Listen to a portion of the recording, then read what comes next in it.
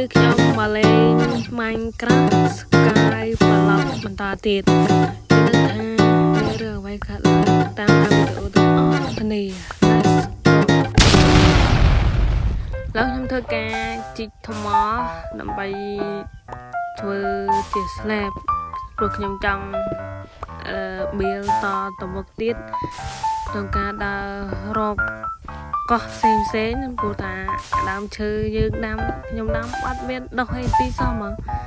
យកគិតថ្មទៅឲ្យធ្វើ slab ណាបានច្រើនឥឡូវបាន slab ហ្នឹង2 stack ហើយចង់បានតែមួយ stack ទៀតទេមកក្នុងការយើងដើររកកោះដល់ឃើញបានមកនេះបាន50ជាងនេះជាបាន63ចឹងបាន2 stack 73 stack ដែរនោះមួយទៀតបាន3ដល់ខ្ញុំធ្វើការជីកថ្មតទៀតដើម្បីយកថ្មហ្នឹងធ្វើជា tool មានដាវ pickaxe បថៅអីទុកសម្រាប់យើងធ្វើដំណើរតាមផ្លូវហើយការធ្វើដំណើរហ្នឹងគឺយើង build ទៅមិនអឹកនឹងសុវ័យយើងមានតែ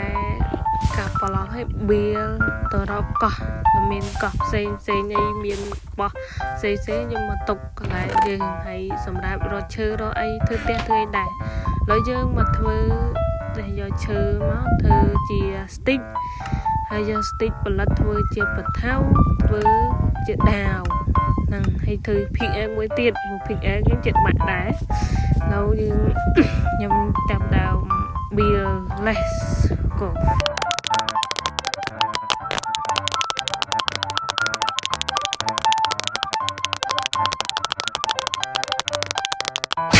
អូ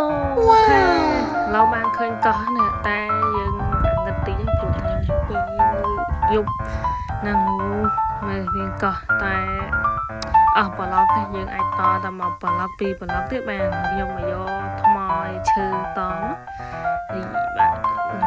តមកប្លុកហើយដាក់ថ្មនឹងមកប្លុកទៀតទេហ្មងតែខ្វះមកប្លុកទៀតដល់មកជីកចិនចង់មានទឹកជួលឡើងហ្នឹងហើយអូខេឥឡូវមានដើមឈើហើយមានទឹកមានអីសម្រាប់យើងយកក្តឹងឆែចូលមកដល់ចាប់បាយមកធ្លាក់អីណាជឿបងអើយเราមកដល់កន្លែងនេះបាត់អីបានអស់លេងเราមានអីដែរទៅកាប់ដើមឈើអាកន្លែងយើងឃើញមិញហើយយកដើមឈើយកមកធ្វើ pickaxe ជីកថ្មតទៀត